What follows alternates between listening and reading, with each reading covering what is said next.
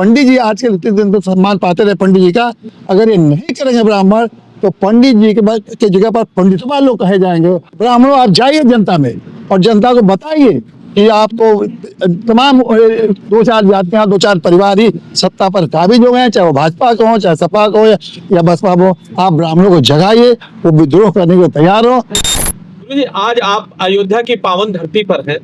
इसका उद्देश्य क्या है, इसका मोटिव क्या है, आप लोग यहाँ पर इकट्ठा क्यों?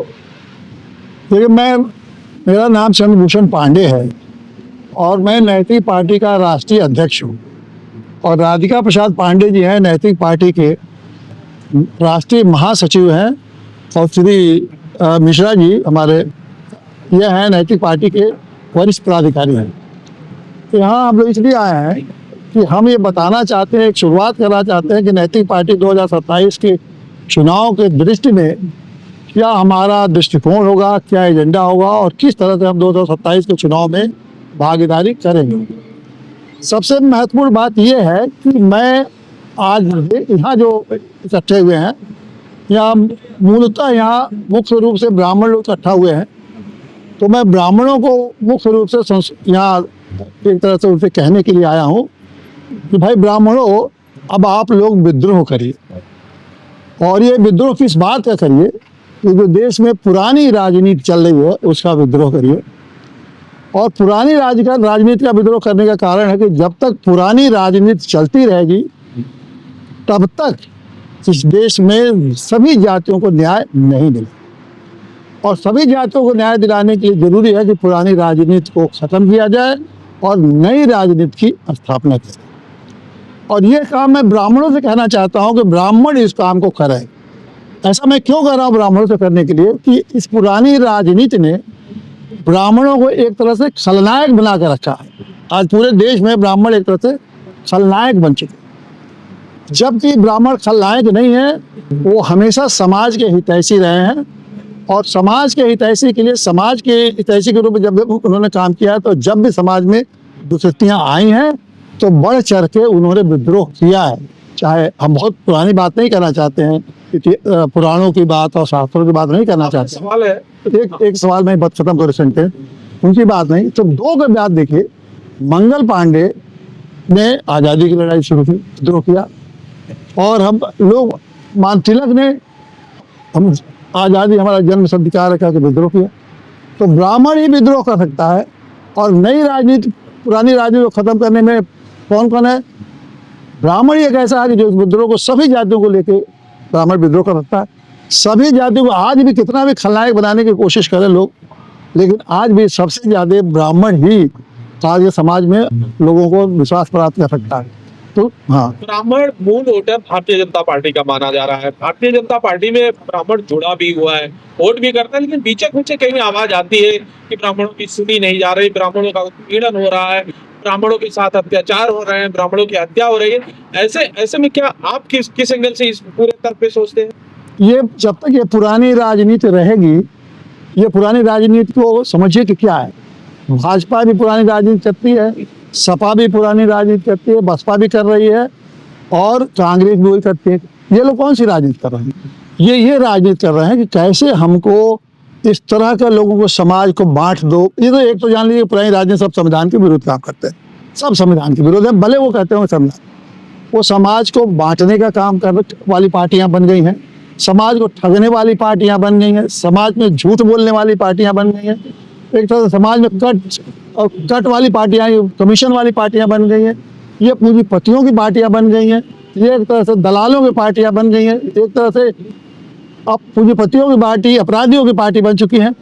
इन चीज़ों को जब तक हम नहीं खत्म करेंगे तब तक ये समझिए कि इन लोगों का पुरानी पार्टी खत्म करके और कोई भी दल कर पाएगा या संभव है। तो इसलिए नई राजनीति करेंगे। विश्वास है ब्राह्मण आपसे जुड़ेंगे? हम उनके सामने ऐसा एजेंडा दे रहे हैं, पहला एजेंडा हमारा ध्यान, नई राजनीति जब करेंगे ये सारे लोग ब्राह्मणों से कह रहे हैं कि आप नई राजनीति आइए, आप विद्रोह करिए पुरानी राजनीति के खिलाफ और क्या क्या समस्याएं हैं मूल रूप से वो आप उठाइए। जैसे कि आरक्षण की व्यवस्था है, आरक्षण को मैं कहता हूँ कि जो वर्तमान जाति आरक्षण है इसको खत्म करिए, जाति न्याय की व्यवस्था लाइए। हम ये कह रहे हैं कि आप ST ST एक्ट को खत्म करिए, भले ना खत्म करिए उसको, लेकिन एक ऐसा व्यवस्था लाइए जिसमें कि सभी जातियों के लिए सम्मान के लिए अलग कानून बनाइए, जैसे कि नागरिक सम्मान कानून बनाइए, ताकि अगर उनको उसका लाभ मिल सकता है, उनको कोई अपमानित उत्पीड़ित करता है तो कोई भी जाति हो उनको अपमानित उत्पीड़ित करता है उसको लाइए। हम ये भी चाहते हैं कि प्रदेश में जैसे बिहार में शराब बंद है, प्रदेश में भी शराब बंदी होना चाहिए, उसके जगह पर लोगों को जूस और दूध का व्यवस्था करना चाहिए। हम ये भी चाहते हैं गांव सरकार जो संविधान की व्यवस्था है कि गांव में कि लोग अपने सरकार को चलाएं, वो व्यवस्था हम लाना चाहते हैं नई राजनीति के माध्यम से कि उनको दें।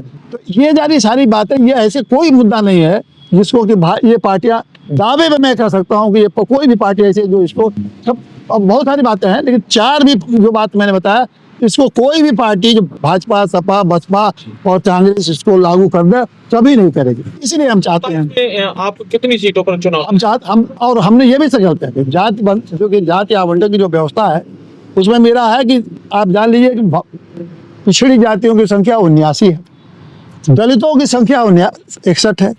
आप ये बताइए कि क्या इन जातियों में से कितनी जातियों के बारे में आप जानते हो, कितनी जातियों को उनको व्यवस्था में फायदा मिल रहा है?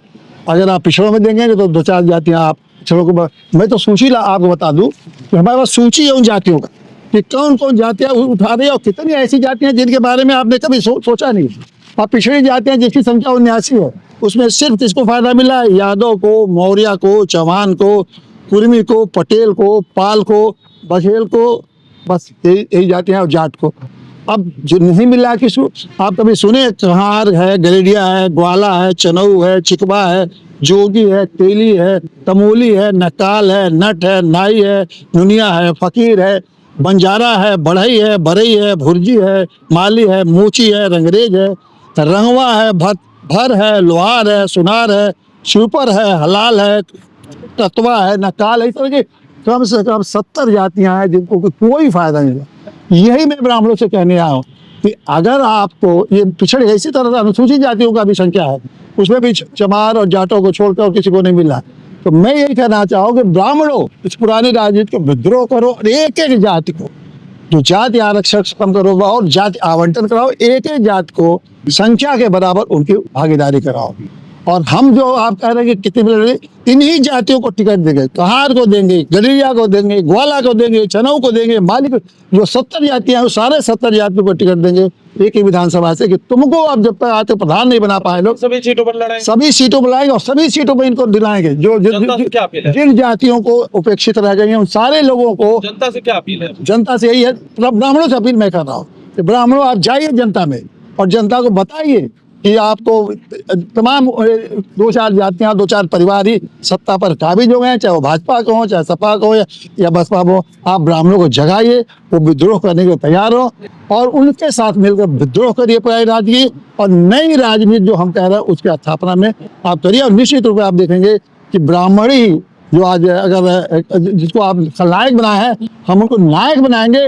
दूसरी बात है, ब्राह्मणों को आज जो पंडित जी आज के दिन पर सम्मान पाते रहे पंडित जी का, अगर ये नहीं करेंगे ब्राह्मण तो पंडित जी के जगह पर पंडितवा लोग कहे जाएंगे। और यही मैं वार्ड करने आया हूँ ब्राह्मणों कि पंडितवा मत बनिए, पंडित जी रहिए, खलनायक नहीं, प्रदेश के नायक बनिए। और इसीलिए मैं आपके यहाँ अयोध्या के इस पावन धरती से इसकी शुरुआत कर रहा हूँ। अभी आपके प्रेस में बसपा से चुनाव लड़ चुके हैं, विधानसभा भी कम से सुनील पाठक जी बैठे थे और आपने जैसे नैतिक पार्टी के चुनाव लड़ाने की बात कही वो उठकर चले गए, तो आप कैसे मजबूती से कह सकते हैं कि सारे ब्राह्मण आपके पीछे आने का प्रयास करेंगे?